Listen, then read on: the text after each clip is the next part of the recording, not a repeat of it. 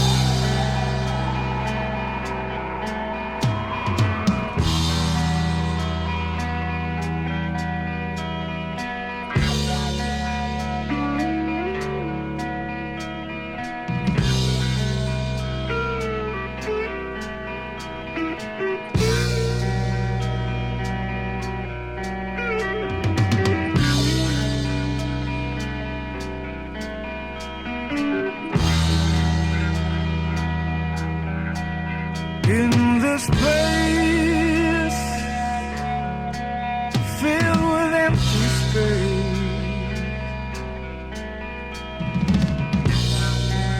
your love holds the key, baby, sympathize with me. I need you before I lost your touch of life and grace. I knew that your sweet face could always comfort me.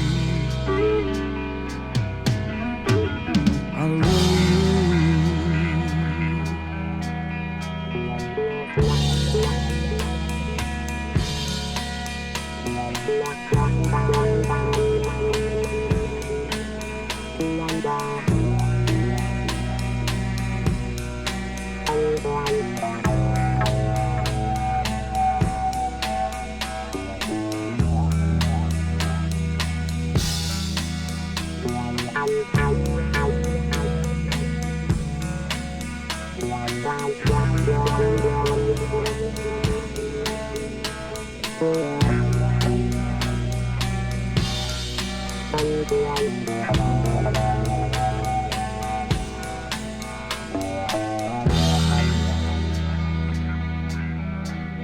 In this place full of empty space, your soft and tender love will always shine for me. I love you. Now I know what it means to have you gone. I'm down on my knees, baby, see by me. I love you.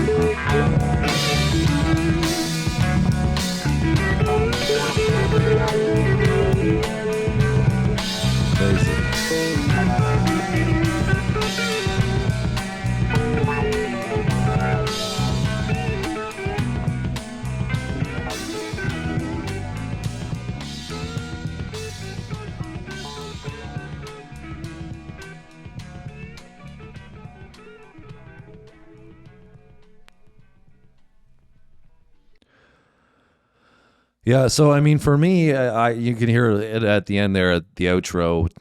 The one element that really stands out with the way Robin plays is his ability to use so many different tones with a guitar and play the guitar like it is an instrument that can become multiple instruments all in one.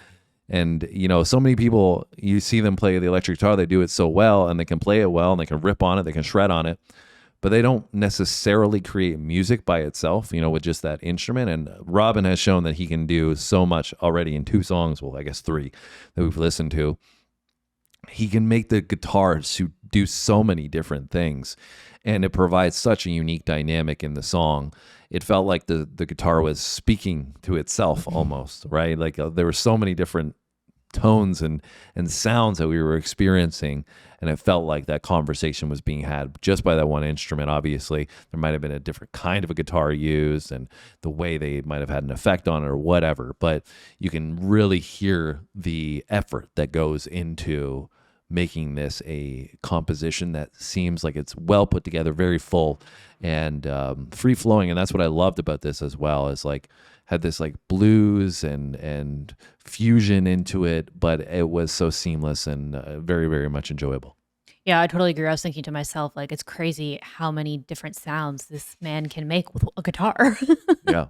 Very talented. Yeah. But yeah, the second half there, I felt like I was getting kind of this more like soulful vibe, soulful like flow vibe from it. I really like that. But overall, I thought they did an incredible job. Like, even how they fit together, those two songs. I understand why people listen to it together because I feel like it flowed very well together as well. Yeah, it's also funny because like I feel like the first portion was very haunting, and then had this feeling of as soon as we came out of that transition, like the sun was shining. And obviously he made reference to shining in a different way, and it wasn't necessarily the happiest of endings, but I did feel like we kind of were coming out of that like darkness, and the second half was like the light was starting to shine through, and I got that instantly. As soon as we transitioned, it was like the sun came out, which I feel like if something can make you feel that way, it's pretty special. Yeah. I really love the groove of the second half too. I felt like I was like in a good jamming groove. Let us know what you think about this one. Big shout out to Steven. Make sure you give a shout out to him down below in the comments section. We appreciate Steven very much. He's supported the channel many times. And he loves music, and he said he loves to experience music in the community with everybody. He really enjoys when people check in, drop a comment, and talk about, their experience with this song. And that's why we love our community, is because you guys can share so many of those experiences together, and we get to experience it with you. So that's really enjoyable. Yeah, so love checking this one out with you guys. Thanks so much for watching, guys, and supporting, and we'll see you next time. Take care, guys.